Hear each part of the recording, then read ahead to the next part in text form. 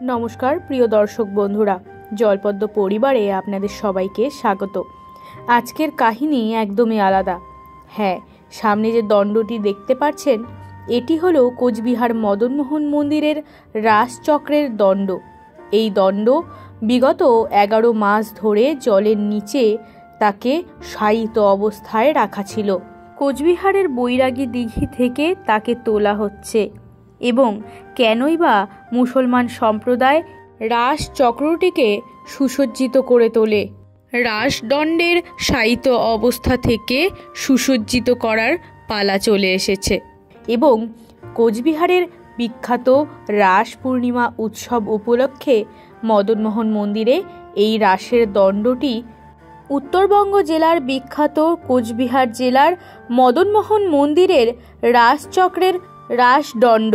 কোচবিহার জেলার অর্থাৎ উত্তর পূর্ব ভারতবর্ষের এক অন্যতম এবং বৃহত্তর এই রাস মেলা। প্রায় 20 দিন ধরে চলে এই রাস মেলা। বহু দেশ বিদেশ থেকে মানুষেরা আসে এই রাস মেলা উদযাপন করতে এবং যারা দোকানদাররা আছে তারাও দেশ বিদেশ থেকে তাদের সামগ্রী নিয়ে এসে এই রাস মেলায় বিক্রি করে। আসুন জেনে নিই এই রাস উৎসব কবে শুরু হয়েছিল এবং কিভাবে। আজ থেকে প্রায় বহুদিন আগে 1812 খ্রিস্টাব্দে শুরু করেছিলেন হরেন্দ্র নারায়ণ কোচবিহার জেলায় এই রাস মেলা এবং কোচবিহার জেলার এই মদনমোহন মন্দির 1889 খ্রিস্টাব্দে প্রতিষ্ঠিত হয়েছিল এখনকার বর্তমান স্থানেই।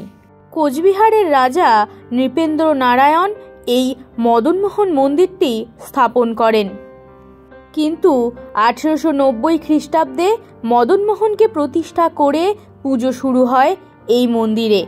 দিনটি ছিল 21শে মার্চ। এরপরে কোচবিহারবাসী মদনমোহনকে কেন্দ্র করেই এই রাস উৎসব পালন করতে শুরু করে, যা এখনও চলে আসছে একইভাবে। কথিত আছে এই রাস মেলা 200 বছরেরও বেশি প্রাচীন এবং এই যে রাসের রাসদণ্ড দেখতে পাচ্ছেন, সেটি কিন্তু মুসলমান সম্প্রদায়ের লোকেরাই তৈরি করে। এই হিন্দুদের এই এত বড় অনুষ্ঠানের বিশেষ আকর্ষণ কিন্তু তারাই তৈরি করে দিয়ে যায় এবং কথিত আছে রাজা নাকি স্বপ্নে মদনমোহনজিউকে পেয়েছিলেন। মদনমোহন হলো কোচবিহার শহরের কাছে একটা গর্বের জায়গা। স্বপ্নাদেশে রাজাকে মদনমোহন তার পূজা করার আদেশ দিয়েছিল এবং এই কোচবিহার জেলার কুলদেবতা হলো মদনমোহন। তাকে পুজো করেই কোচবিহারবাসী তাদের যে কোনো শুভ কাজ শুরু করে।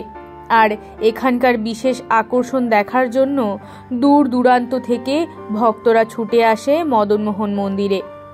এখনও মদনমোহন মন্দিরে গেলেই গাটা যেন শীতল হয়ে যায়। আমাদের সমস্ত সদস্যবৃন্দরা কোচবিহার মদনমোহনের কাছে গিয়ে আশীর্বাদ নিয়ে এসেছে। আশা করব আপনারাও যাবেন এই মদনমোহন মন্দিরে এবং এখানকার বিশেষ আকর্ষণ দেখতে একদমই ভুলবেন না। আমাদের আজকের ভিডিও ভালো লাগলে অবশ্যই আমাদের চ্যানেলটিকে সাবস্ক্রাইব করে পাশে থাকা বেল আইকনটিও ক্লিক করে দেবেন এবং আপনাদের বাড়ির গৃহ দেবদেবী অথবা স্থানীয় মঠ মন্দিরের অলৌকিক পুজো কাহিনী আমাদের সকলের সাথে শেয়ার করতে চাইলে স্ক্রিনে দেওয়া হোয়াটসঅ্যাপ নাম্বারে যোগাযোগ করতে পারেন, যেটি ডেসক্রিপশনেও দেওয়া থাকবে। ধন্যবাদ।